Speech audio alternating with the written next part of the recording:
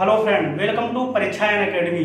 जैसा कि हम लोगों ने अधिगम को स्टार्ट किया है, तो अधिगम में पिछली कक्षा में हम लोगों ने अधिगम स्थानांतरण को देखा। उसके बाद उसमें उसकी परिभाषाएं जो दी गई थी उसको देखा, उसके प्रकार को देखा। आज हम अधिगम की शुरुआत में देखते हैं अधिगम का सिद्धांत। आज से हम शुरुआत करते हैं अधिगम का सिद्धांत। तो अधिगम का सिद्धांत में पहले देखते हैं जो चीज दी उसको पहले देख लेते हैं। व्यवहारवादी सिद्धांत या फिर संबंधवादी सिद्धांत देख लेते हैं कौन कौन से वैज्ञानिक मनोवैज्ञानिक होते हैं। संज्ञानवादी या गेस्टाल्टवादी देख लेते हैं कौन कौन से। पहले उनको हम लोग समझ लेते हैं कि व्यवहारवादी और संज्ञानवादी कौन कौन से मतलब मनोवैज्ञानिक या फिर जो उनके सिद्धांत दिए गए हैं उसको देखेंगे, जिससे काफी बार परीक्षा में प्रश्न भी पूछे जाते हैं कि ये सिद्धांत किसके द्वारा दिया गया है। तो चलिए उसको एक एक करके पहले हम लोग क्या करते हैं समझ लेते हैं कि कौन सा सिद्धांत व्यवहारवादी होता है, कौन सा संज्ञानवादी होता है या गेस्टाल्टवादी होता है, उसको हम लोग देख लेते हैं। तो इसमें पहला सिद्धांत हमारा दिया है उद्दीपक अनुक्रिया या एसआर सिद्धांत। उद्दीपक अनुक्रिया सिद्धांत, जिसे एसआर सिद्धांत भी कहते हैं, ठीक है। तो इसके प्रवर्तक हमारे कौन है? एडवर्ड ली थॉर्नडाइक। इसके प्रवर्तक कौन है? थॉर्नडाइक। दूसरा हमारा दिया है व्यवहारवादी में क्रिया प्रस्तुत अनुबंधन सिद्धांत। क्रिया प्रस्तुत अनुबंधन सिद्धांत, तो इसके प्रवर्तक कौन है? इसके प्रवर्तक हमारे हैं ब्यूरस फ्रेडरिक स्किनर। कौन है प्रवर्तक? ब्यूरस फ्रेडरिक स्किनर। इसके बाद तीसरा हमारा दिया शास्त्रीय अनुबंधन सिद्धांत। तीसरा हमारा क्या दिया है? शास्त्रीय अनुबंधन सिद्धांत। इसके प्रवर्तक कौन है? इसके प्रवर्तक हमारे इवान पेट्रोविच पावलोव। इसके प्रवर्तक कौन है हमारे? Ivan Petrovich Pavlov. इसके बाद दिया है चौथा हमारा दिया प्रबलन या पुनर्बलन का सिद्धांत। प्रबलन या पुनर्बलन का सिद्धांत। व्यवहारवादी में चौथा दिया प्रबलन या पुनर्बलन का सिद्धांत। इसके प्रवर्तक हमारे कौन है? क्लार्क लियोनार्ड हल। इसके प्रवर्तक कौन है? हल। तो इसके बाद दिया पांचवा हमारा दिया समीपता का सिद्धांत। व्यवहारवादी में हमारा पांचवा क्या दिया? समीपता का सिद्धांत। इसके प्रवर्तक कौन है हमारे? एडविन रे गुथ्री। प्रवर्तक कौन है इसके? एडविन रे गुथ्री। इसके बाद चलिए देखते हैं संज्ञानवादी या गेस्टाल्टवादी सिद्धांत। संज्ञानवादी या गेस्टाल्टवादी सिद्धांत में कौन कौन से मनोवैज्ञानिक आते हैं और उन्होंने कौन कौन सा सिद्धांत दिया, चलिए इसको एक एक कर देखते हैं। पहला हमारा दिया है अंतर्दृष्टि या सूच का सिद्धांत। अंतर्दृष्टि या सूच का सिद्धांत, तो इसके प्रवर्तक कौन हमारे? वोल्फगंग कोहलर। कौन है? वोल्फगंग कोहलर। इसके बाद दूसरा दिया अधिगम सोपानिकी सिद्धांत। कौन दिया हमारा? अधिगम सोपानिकी सिद्धांत। तो इसके प्रवर्तक कौन है? Robert Mills Gagne. कौन है? Robert Mills Gagne. फिर तीसरा दिया अधिगम का चिन्ह प्रत्याशा सिद्धांत। तीसरा हमारा क्या दिया? अधिगम का चिन्ह प्रत्याशा सिद्धांत। इसके प्रवर्तक कौन है? Edward Chace Tolman. इसके प्रवर्तक कौन है? Edward Chace Tolman. इसके बाद चौथा हमारा दिया है क्या? अधिगम का क्षेत्र सिद्धांत। ये हमारे सब गेस्टाल्टवादी या संज्ञानवादी सिद्धांत में आ रहा है। चौथा हमारा क्या है? अधिगम का क्षेत्र सिद्धांत। इसके प्रवर्तक हमारे कर्ट लेविन या इनको कर्ट लेविन भी कहते हैं। इसके बाद पांचवा हमारा दिया सामाजिक अधिगम सिद्धांत। पांचवा कौन हमारा? सामाजिक अधिगम सिद्धांत, जिसके प्रवर्तक हमारे कौन है? Albert Bandura. तो ये थे मतलब अधिगम का सिद्धांत में हम लोगों ने एक तरफ व्यवहारवादी सिद्धांत देखा और एक तरफ देखा संज्ञानवादी सिद्धांत। उसको क्या किया हम लोगों ने? अलग अलग करके देख लिया। इसके बाद चलिए हम लोग पहला देखेंगे उद्दीपक अनुक्रिया सिद्धांत। आज हम लोग स्टार्ट करेंगे उद्दीपक अनुक्रिया सिद्धांत में जो कुछ बातें कही गई है, जिससे काफी बार प्रश्न पूछा गया था, उसको देखते हैं। एक प्रश्न उससे हमारा 2019 एस्टेट में सुपरटेट में भी पूछा गया था कि इस सिद्धांत के प्रवर्तक कौन है, ऐसा क्वेश्चन आया था। अभी हम आगे आपको बताएंगे। तो चलिए देखते हैं हमारा पहला सिद्धांत हम लोग देखेंगे आज से। हेडिंग डालते हैं कौन? उद्दीपक अनुक्रिया सिद्धांत। चलिए दोस्तों देखते हैं पहला हमारा क्या सिद्धांत? उद्दीपक अनुक्रिया सिद्धांत। हम लोग शुरुआत करते हैं उद्दीपक अनुक्रिया सिद्धांत में। तो इसके प्रवर्तक जैसा कि बहुत काफी बार प्रश्न पूछा जाता है, इसके प्रवर्तक कौन है या फिर सिद्धांत प्रवर्तक का देकर सिद्धांत का नाम दे दिया जाता है। तो हमारे इसके प्रवर्तक कौन है? जैसा कि आप लोगों को पता भी होगा, तो प्रवर्तक इसके एडवर्ड ली थॉर्नडाइक। कौन है प्रवर्तक? उद्दीपक अनुक्रिया सिद्धांत प्रवर्तक कौन है? थॉर्नडाइक। तो चलिए हम लोग अब इसको एक एक करके एक एक पॉइंट लिखेंगे, इसके बाद इसको समझेंगे, इस सिद्धांत को देखेंगे। तो चलिए सर्वप्रथम प्रवर्तक या प्रतिपादक लिख लेते हैं कौन है इसके।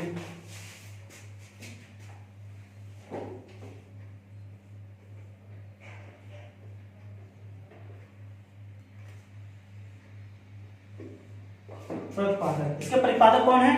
एडवर्ड ली थॉर्नडाइक।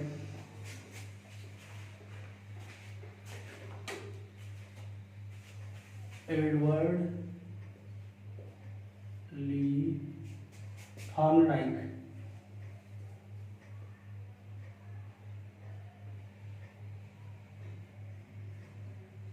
और इनका जो वो था जन्म, मतलब वो जो पूरा तरह जन्म काल से मृत्यु काल कितना था? इनका था 31 अगस्त 1874 से 31 अगस्त 1874 से कितना था? 9 अगस्त 1949। 9 अगस्त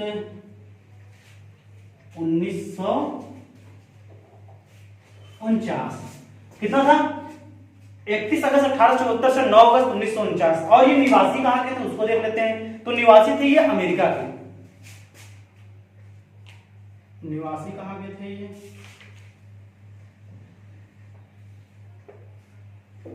तो ये निवासी थे अमेरिका के।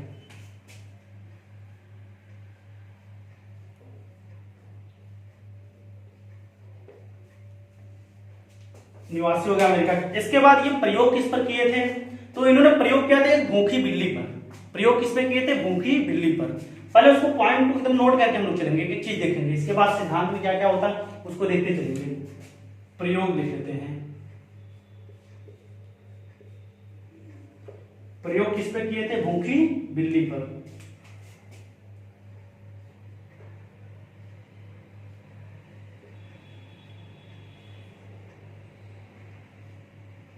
भूखी बिल्ली पर।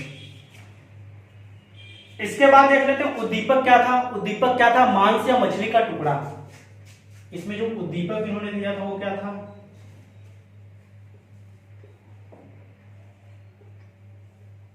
मांस या मछली का टुकड़ा। मांस या फिर क्या था? मछली का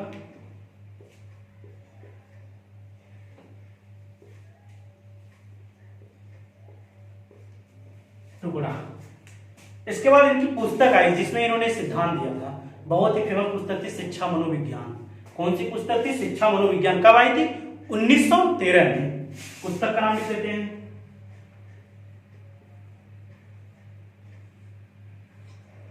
पुस्तक क्या नाम है? शिक्षा मनोविज्ञान।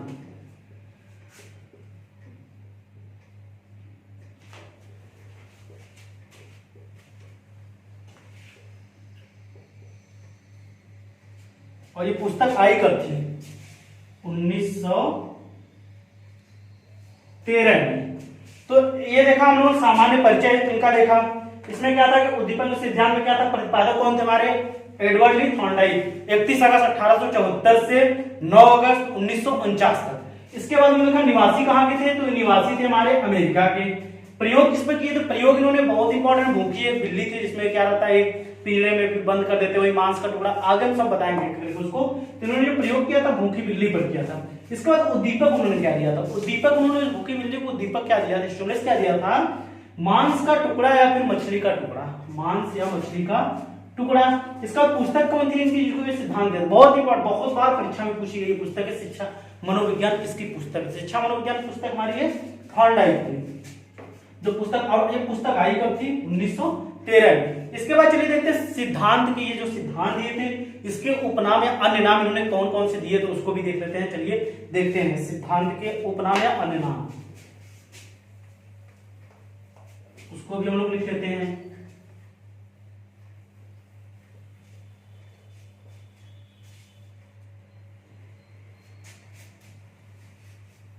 हम लोग हेडिंग डालते हैं सिद्धांत के उपनाम या अन्य नाम।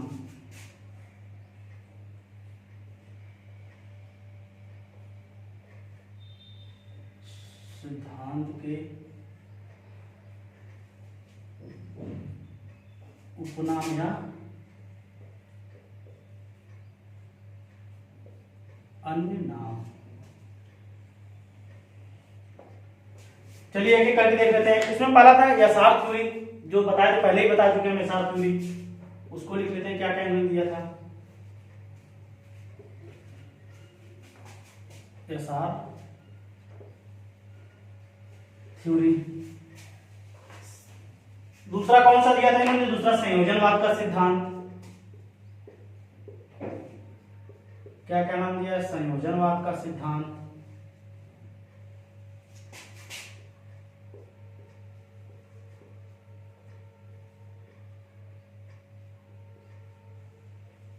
यथार्थ थ्योरी, संयोजनवाद का सिद्धांत, संबंधवाद का सिद्धांत,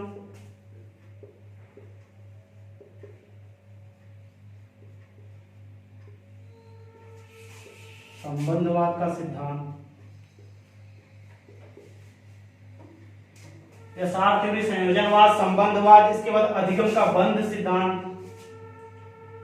अधिगम का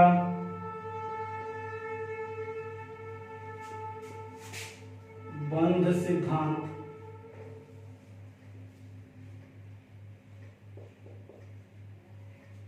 इसके बाद क्या दिया मैंने, प्रयत्न या भूल का सिद्धांत, जिससे प्रयास या त्रुटि का सिद्धांत कहते हैं। प्रयत्न एवं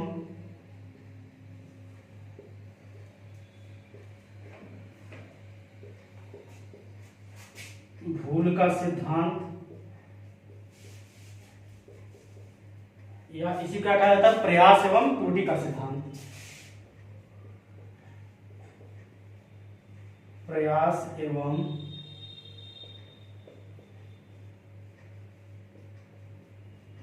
त्रुटि का सिद्धांत।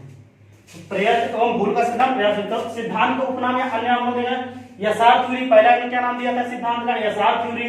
इसके बाद दूसरा क्या, संयोजनवाद का सिद्धांत। तीसरा हमारा था संबंधवाद का सिद्धांत। फिर क्या था, अधिगम का बंध सिद्धांत, और प्रयत्न एवं भूल का सिद्धांत एवं प्रयास एवं त्रुटि का सिद्धांत। यह पूछा गया था हमारा, यह स्टेट क्या पूछा गया था, सुपर टेट 2019 में यह पूछा गया था, प्रयत्न एवं भूल का सिद्धांत, या फिर ये दिया था प्रयास एवं त्रुटि के सिद्धांत के प्रवर्तक या प्रतिपादक कौन थे। कब पूछा गया था, सुपर टेट जो हमारा हुआ था 2019 में। चलिए इसके बाद देखते हैं, इसमें कुछ महत्वपूर्ण बातें कही गई है, उसको एक अब हम लोग क्या करेंगे, लिख कर समझेंगे। ठीक है, देख लेते हैं उसको भी हम लोग। चलिए देखते हैं कुछ महत्वपूर्ण लाइनें जो दी गई है उनके द्वारा, उसको एक एक करके हम लोग समझेंगे। इसमें इन्होंने क्या बताया, चलिए इसको देखते हैं। इसमें पहले इन्होंने क्या है, इस सिद्धांत के अनुसार जब कोई उद्दीपक प्राणी के समक्ष उपस्थित होता है तब क्या होता है, वह क्या करता है, उपस्थित होता है तो क्या करता है, वह प्रतिक्रिया करता है। प्रतिक्रिया के सही अथवा संतोषजनक होने पर उसका उस विशेष उद्दीपक के साथ क्या हो जाता है, संबंध हो जाता है। क्या कहे, इस सिद्धांत के अनुसार जब कोई उद्दीपक प्राणी के समक्ष क्या होता है, समक्ष क्या होता है, उपस्थित होता है, तब क्या करता है, वह उसके प्रति प्रतिक्रिया करता है। प्रतिक्रिया के सही अथवा संतोषजनक होने पर, जो प्रतिक्रिया करता है उद्दीपक, प्रतिक्रिया के सही अथवा संतोषजनक होने पर उसका संबंध क्या हो जाता है, उस विशेष उद्दीपक जो हमारा रहता है, उस विशेष उद्दीपक से क्या हो जाता है, उसका संबंध हो जाता है। इन्होंने कहा इस सिद्धांत के अनुसार जब कोई प्राणी के समक्ष उपस्थित होता है तब क्या करता है, वह उद्दीपक उस प्राणी की क्या करता है, प्रतिक्रिया करता है। प्रतिक्रिया क्या होता है, प्रतिक्रिया के सही अथवा संतोषजनक होने पर उसका उस विशेष उद्दीपक के साथ क्या होता है, संबंध हो जाता है। इसके बाद इन्होंने क्या कहा, चलिए देखते हैं। दूसरे शब्दों में, इसी बात में दूसरे शब्दों में कहा है, दूसरे शब्दों में अधिगम की प्रक्रिया के दौरान क्या कहा, अधिगम की प्रक्रिया के दौरान उद्दीपक तथा अनुक्रिया के बीच, उद्दीपक तथा अनुक्रिया के बीच एक प्रकार का क्या हो जाता है, बंधन अथवा क्या होता है, संबंध, बंधन अथवा संबंध बन जाता है। उसका उस संबंध क्या हो जाता है कि इन्होंने कहा दूसरे शब्दों में अधिगम की प्रक्रिया के दौरान उद्दीपक तथा अनुक्रिया के बीच एक प्रकार का बंधन अथवा संबंध बन जाता है, जिन्हें क्या कहता है, उद्दीपक अनुक्रिया बंधन सिद्धांत कहते हैं। जिन्हें क्या कहते हैं, उद्दीपक अनुक्रिया बंधन सिद्धांत कहा जाता है। इसके बाद में क्या है, इस सिद्धांत के अनुसार लास्ट में, इस सिद्धांत के अनुसार प्राणी में जो प्राणी होते हैं, प्राणी में इस प्रकार के उद्दीपक अनुक्रिया, प्राणी में इस प्रकार के उद्दीपक अनुक्रिया बंधनों का बनना ही क्या है, सीखना है। उद्दीपक अनुक्रिया बंधनों बनना ही क्या है, हमारा सीखना है। इसलिए इस सिद्धांत को क्या कहते हैं, संबंधवाद। अन्य नाम में इन्होंने इसका नाम दिया संबंधवाद, या फिर क्या कहा इन्होंने, बंधन सिद्धांत, जिसे हम क्या कहते हैं, बॉन्ड थ्योरी। क्या कहते हैं, बॉन्ड थ्योरी। इससे प्रश्न पूछा जाता है कि बंधन सिद्धांत, बॉन्ड थ्योरी काफी बार पूछा भी गया प्रश्न, क्या कहते हैं, बंधन थ्योरी कहते हैं। इसके बाद इन्होंने कहा कि इस सिद्धांत के अनुसार सीखना प्रयास और त्रुटि का परिणाम है। क्या कहा इन्होंने, इस सिद्धांत के अनुसार, इस सिद्धांत के अनुसार सीखना प्रयास एवं त्रुटि का परिणाम है। सीखना प्रयास एवं त्रुटि का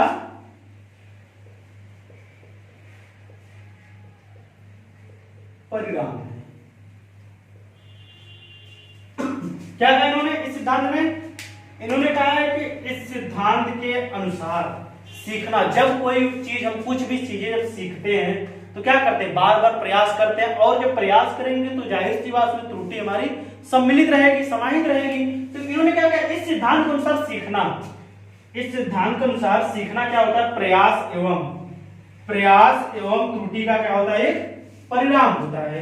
तो ये थी मतलब कुछ महत्वपूर्ण लाइनें उन्होंने क्या अपने सिद्धांत में बताई है, जो उन्होंने एक एक करके देखा। इसके बाद इन्होंने प्रयोग जो किया था किस जीव पर किया था, मैं अभी बता चुका आपको, चर्चा करके भूखी बिल्ली पर प्रयोग किया था।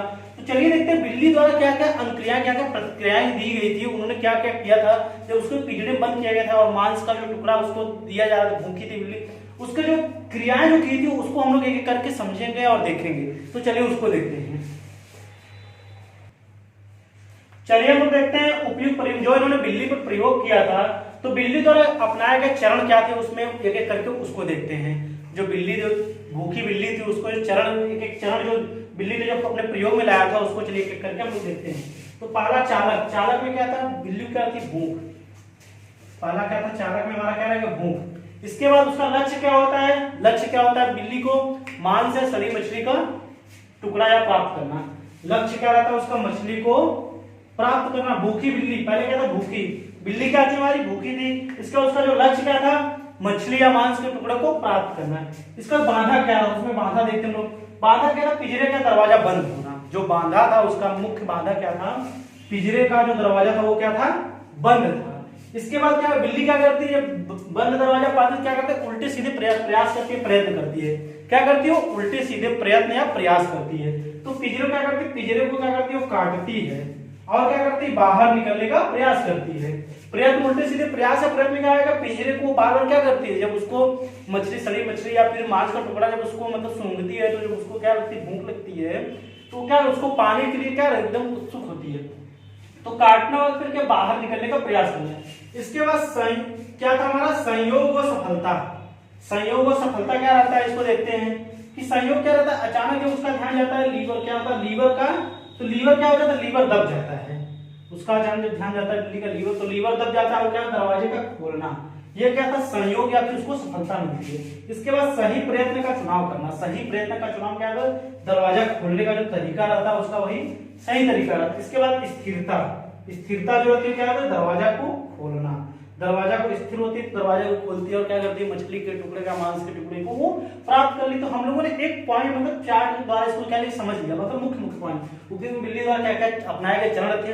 तो हम लोग एकदम आसानी से देखा इसको, बहुत मतलब डीपली नहीं गए इसको, क्योंकि परीक्षा में वही पूछा जाता है जो मुख्य पॉइंट होते हैं। तो उसको देखा, चालक क्या था, भूख थी। लक्ष्य क्या था कि मछली या मांस के टुकड़ों प्राप्त करना था। बाधा क्या आ रहा था कि जब वो पिंजरे में थी तो क्या कर रही थी, बाधा क्या आ रहा था कि पिंजरे का दरवाजा क्या था, बंद था। तो क्या करती है, बाद में उल्टे सीधे क्या करती है, उसको खोलने का बहुत प्रयास करती है, प्रयत्न करती है। तो पिंजरे को क्या करती है, काटती है, फिर बाहर निकलने का इधर उधर प्रयास करती है। इसके बाद संयोग बस उसे क्या मतलब सफलता मिलती है। और जो लीवर होता है उसका, जो पिंजरे का, उसमें क्या लीवर क्या दब जाता है। दबने के बाद क्या होता है, फिर दरवाजा उसका खुल जाता है। इसके बाद सही प्रयत्न का चुनाव। सही प्रयत्न चुनाव होता है कि वो ध्यान मतलब उसका जाता है वहां पर, फिर दरवाजा खुलता है, तो वही होता है दरवाजा खुलने का तरीका। फिर क्या था, स्थिरता। स्थिरता क्या थी, दरवाजा को खोलना। इसके बाद चलिए देखते हैं, थॉर्नडाइक ने जो सीखने के नियम को दो भागों में बांटा है, मुख्य नियम और गौण नियम। सीखने के नियम जो बांटा है दो भागों में, एक बांटा है मुख्य नियम, दूसरा बांटा है गौण नियम। बहुत बार इससे परीक्षा में प्रश्न पूछे गए। चलिए हम लोग अब उसको एक एक करके देखेंगे और समझेंगे। चलिए थॉर्नडाइक ने सीखने के नियमों को क्या बांटा है, दो भागों में बांटा है, जिससे काफी बार प्रश्न परीक्षा में पूछे जाते हैं हमारे। तो थॉर्नडाइक ने सीखने के नियमों को दो भागों में बांटा है। पहला नियम उन्होंने क्या बताया, मुख्य नियम, और दूसरा क्या बताया उन्होंने, गौण नियम बताया है। पहला क्या उन्होंने बताया, मुख्य नियम, दूसरा बताया गौण नियम। तो चलिए एक एक करके देखते हैं हम लोग कि मुख्य नियम क्या होते हैं और उनके द्वारा बताए गए गौण नियम क्या क्या है। तो सर्वप्रथम हम लोग देखते हैं मुख्य नियम। मुख्य नियम में तीन नियम बताए, कौन कौन, तत्परता का नियम, दूसरा बताया उन्होंने अभ्यास का नियम, और तीसरा क्या बताया उन्होंने, प्रभाव का नियम। तो मुख्य नियम में तीन बताया है, तत्परता, अभ्यास और प्रभाव। तो चलिए इसको देखिए, फिर इसके बाद देखते हैं गौण नियम। गौण नियम में इन्होंने क्या बताया है, बहु अनुक्रिया का नियम। इसके बाद दूसरा बताया मनोवृत्ति का नियम, जिसे मानसिक क्रिया का नियम कहते हैं। फिर तीसरा इन्होंने बताया आंशिक क्रिया का नियम, और फिर चौथा बताया क्या, सादृश्यता का नियम, जिसे समानता का नियम भी कहते हैं। इसके बाद लास्ट क्या बताया इन्होंने, साहचर्य का नियम। तो मुख्य नियम इन्होंने 3 बताए। अभी हम लोग आपको बताया, अभी एक एक करके क्या करेंगे, मुख्य नियम हम लोग समझेंगे। कौन कौन से, तत्परता, अभ्यास, प्रभाव, और गौण बताए थे बहु अनुक्रिया, मानसिक क्रिया, मनोवृत्ति, आंशिक क्रिया, इसके बाद सादृश्यता, समानता का नियम, फिर उसमें क्या बताया था लास्ट बार, साहचर्य का नियम, जिससे बहुत बार परीक्षा पूछा जाता है कि मुख्य थार्मोडायनामिक के मुख्य नियम कौन होते हैं, गौण नियम, तो 3 इसमें दे दिया, एक इसमें दे देता है, तो लोग कंफ्यूज जाते हैं। तो इसलिए क्या होता है, मुख्य नियम उन्होंने 3 बताया, कौन कौन, तत्परता, अभ्यास, प्रभाव, और गौण नियम उन्होंने बताया बहु प्रतिक्रिया या बहु अनुक्रिया, इसका मनोवृत्ति या फिर आंशिक क्रिया, सादृश्यता, साहचर्य। चलिए हम देखते हैं मुख्य नियम में, पहला देखते हैं तत्परता का नियम क्या होता है, चलिए उसको लिख के देखते हैं। चलिए हम पहला देखते हैं मुख्य नियम। मुख्य नियम और पहला कहते हैं तत्परता का नियम। क्या दिया है, तत्परता का नियम। तत्परता जो है, तत्पर शब्द से ही पहचान में आ रही, तत्पर किसी चीज को लेकर क्या उत्सुकता दिखाई देना। तो इसमें चलिए समझते हैं तत्परता का नियम क्या होता है। इसमें क्या, अगर विद्यार्थी में सीखने के लिए आतुरता दिखाई दे तो क्या आवश्यकता की पहचान मानी जाएगी। अगर विद्यार्थी में सीखने के लिए आतुरता दिखाई देती है तो क्या मानी जाएगी, यह सीखने की आवश्यकता की पहचान मानी जाएगी। चलिए इसको हम लोग लिख लेते हैं। अगर विद्यार्थी में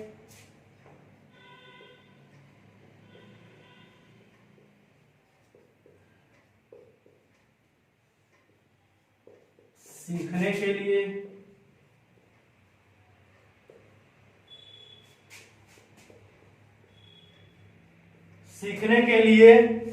आतुरता दिखे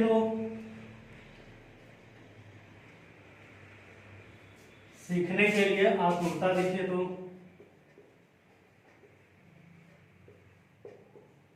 वह क्या मानी जाएगी, यह सीखने की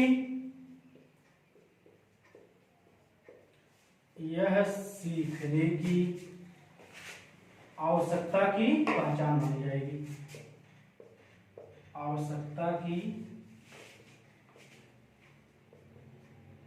पहचान मानी जाएगी। तो नाम से ही तत्पर आ रहा है, तो इसमें क्या है, तत्परता का नियम। इसको और एक नाम जानते हैं, तैयारी का नियम।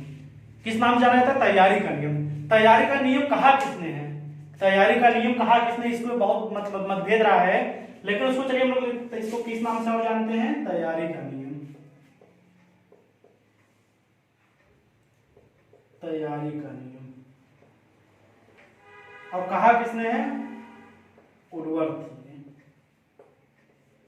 तैयारी का नियम किसने दिया है, उडवर्थ ने। तो इसमें क्या है, तत्परता का, जब कोई भी बालक है, कोई भी रहेगा तो वो सीखने के लिए जब उत्सुक रहेगा तभी वो तत्पर रहेगा, तभी वो कोई चीज सीख पाएगा।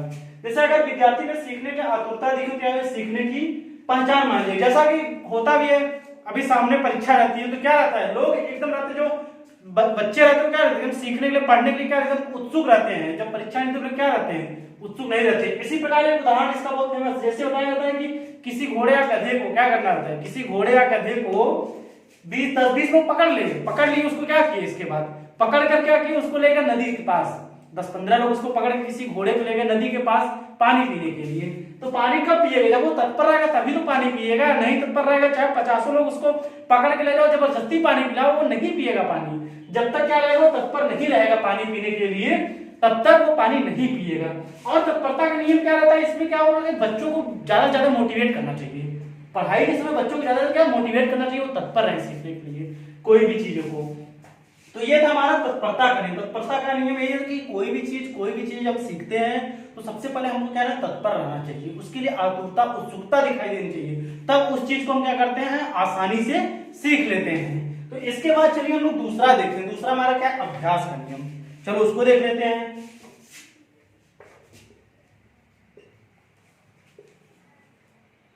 अभ्यास का नियम। दूसरा हमारा क्या, अभ्यास का नियम। इसमें क्या, अगर विद्यार्थी पढ़ाई गई विषय वस्तु को, अगर विद्यार्थी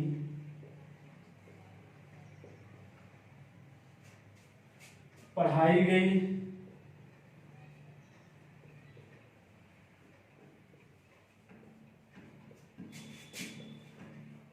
विषय वस्तु को अगर विद्यार्थी पढ़ाई गई विषय वस्तु को बार बार अभ्यास करे,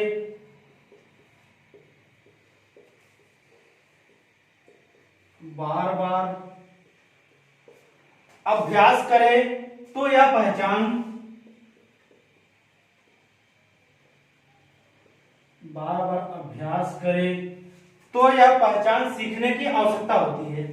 यह पहचान सीखने की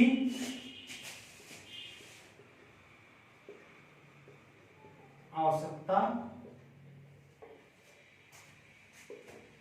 कही जाती है। अभ्यास करिए, अभ्यास वर्ड से ही समझ जा रहे हो आप लोग। अभ्यास का मतलब क्या होता है? बार बार किसी चीज को पढ़ना, मतलब अभ्यास करना। अगर विद्यार्थी पढ़ाई गई विषय वस्तु को, अगर विद्यार्थी पढ़ाई गई विषय वस्तु को बार बार, अगर विद्यार्थी पढ़ाई गई विषय वस्तु को बार बार अभ्यास करे तो यह क्या बनाएगी? पहचान की आवश्यकता कही जाएगी। क्या कही जाएगी? पहचान की आवश्यकता कही। अभ्यास से आपको स्पष्ट खुद ही मालूम पड़ जाएगा। अभ्यास, बार बार अभ्यास करना मतलब बार बार किसी चीज को दोहराना या फिर रिवाइज करना। तो जैसे क्रिकेटर लोग होते हैं, मैच से पहले क्या करते हैं? ढेर सारा अभ्यास करते हैं। मैच से पहले क्या करते हैं? हमारे विराट कोहली हो गए, वो क्या करते हैं? पहले मैच से पहले क्या करते हैं? अभ्यास करते हैं। बार बार किसी चीज का क्या करते हैं? ढेर सारा अभ्यास करते हैं। उसके बाद जाके जब वो फिट होते हैं फिर जाके वो क्या करते हैं? क्रिकेट को खेलते हैं। तो इस तरीके से हमारा क्या हो गया? ये अभ्यास का नियम हो गया। इसके बाद तीसरा देखते हैं प्रभाव का नियम।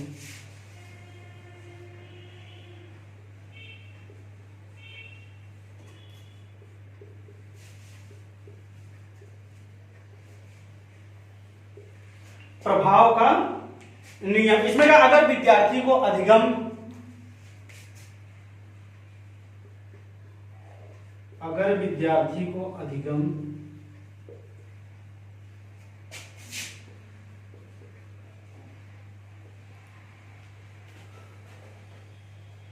अगर विद्यार्थी को अधिगम द्वारा वांछनीय, अधिगम द्वारा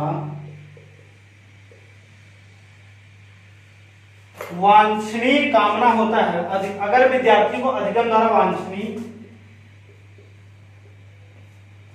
कामना होता है, अगर विद्यार्थी को अधिगम द्वारा वांछनीय कामना होता है तो यह उसे सीखने की आवश्यकता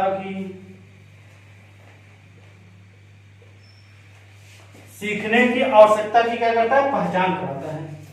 आवश्यकता की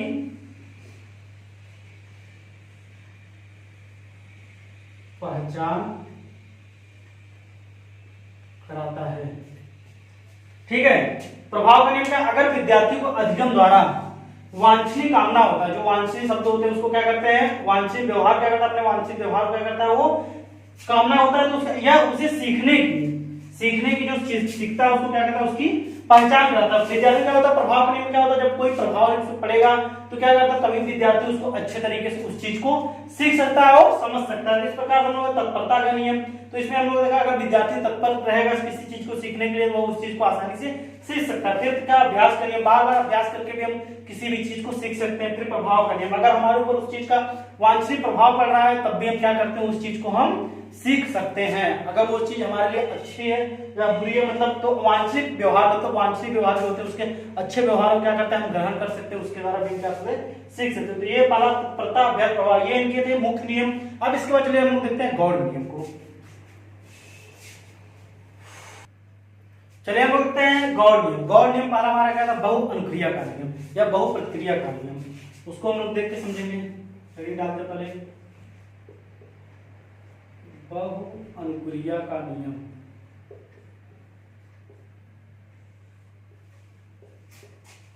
बहु अनुक्रिया का नियम, इसको हम लोग समझते हैं बहु अनुक्रिया का नियम क्या होता है। इस नियम के अनुसार नई परिस्थिति में जब कोई प्राणी क्या होता है? एक के बाद एक क्या करता है? प्रक्रियाएं करता है, प्रक्रियाएं करता है, तो क्या होता है? वह उसी तत्व को याद करता है जिससे उसको सफलता मिलती है। इस नियम में क्या होता है कि प्राणी एक परिस्थिति में जब क्या करता है कि जब प्राणी एक के बाद एक अनुक्रियाएं प्रतिक्रियाएं करता है, प्राणी क्या करता है? एक के बाद एक अनुक्रियाएं या प्रतिक्रियाएं करता है तो क्या करता है, वो उसी चीज को ग्रहण करता है। उसे जब तक वांछित सफलता नहीं मिल जाती तो क्या करता है, उसी चीज ग्रहण करता है जो उसके लिए क्या होता है, सुटेबल या फिर अच्छा होता है। तो ठीक है, इस नियम में चलिए इसको हम लोग समझ गए, बहु अनुक्रिया का। इसमें लिख लेते हैं थोड़ा, इस नियम के अनुसार,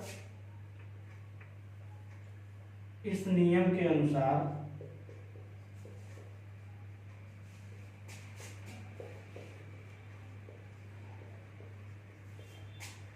नई परिस्थिति में, इस नियम के अनुसार नई परिस्थिति में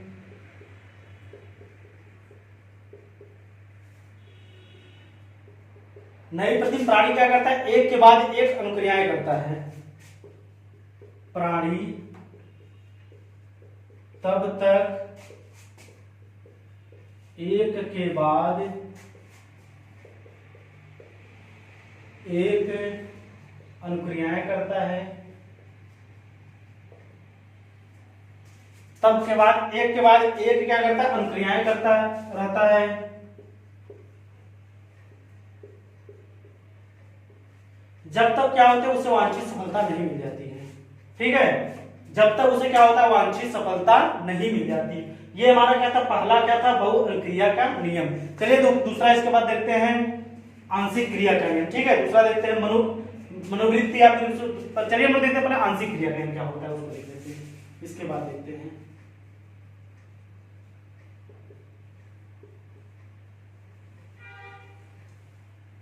आंशिक क्रिया का नियम।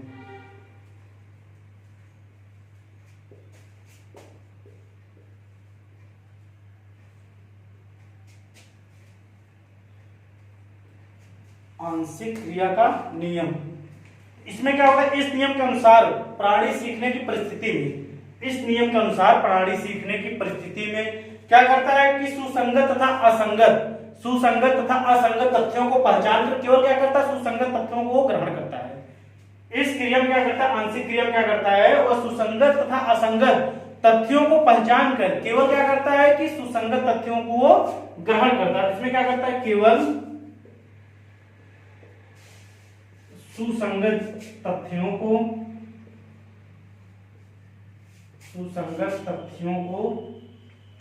ही ग्रहण करता है, ही ग्रहण करता है। इस नियम में क्या होता है, प्राणी परिस्थिति के अनुसार क्या करता है, सुसंगत तथा असंगत तथ्यों को पहचान कर, सुसंगत तथा असंगत तथ्यों को पहचान कर केवल क्या करता है, जो सुसंगत तथ्य होते हैं उसको ही क्या करता है, वह ग्रहण करता है। इसके बाद देखते हैं हम लोग मनोवृत्ति का नियम। तीसरा देखते हैं मनोवृत्ति या मानसिक क्रिया का नियम। मनोवृत्ति का नियम, इसे क्या कहते हैं, मानसिक क्रिया का नियम कहते हैं। मनोवृत्ति या फिर मानसिक क्रिया का नियम।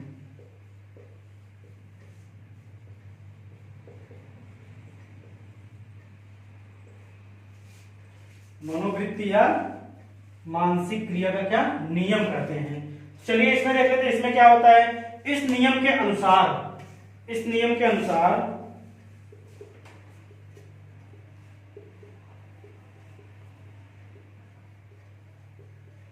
इस नियम के अनुसार प्राणी में क्या होता है, जो सीखने की प्रक्रिया होती है, व्यक्ति में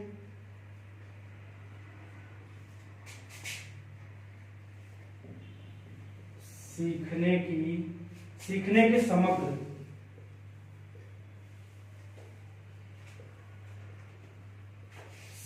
समग्र क्या होता है कि जो दृष्टिकोण, सीखने के समग्र जो दृष्टिकोण, या फिर क्या होता है कि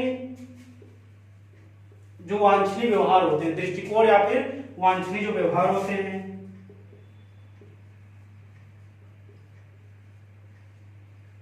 दृष्टिकोण या फिर वांछनीय व्यवहार होते हैं।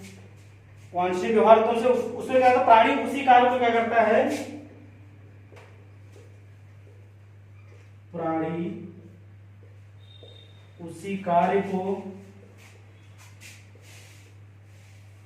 अच्छे ढंग से अच्छे ढंग से क्या करता है, अच्छे ढंग से उस कार्य को क्या करता है, करता है।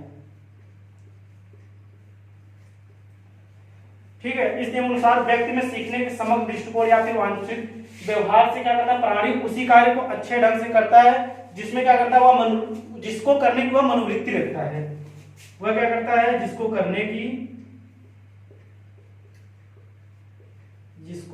की वह मनोवृत्ति रखता है।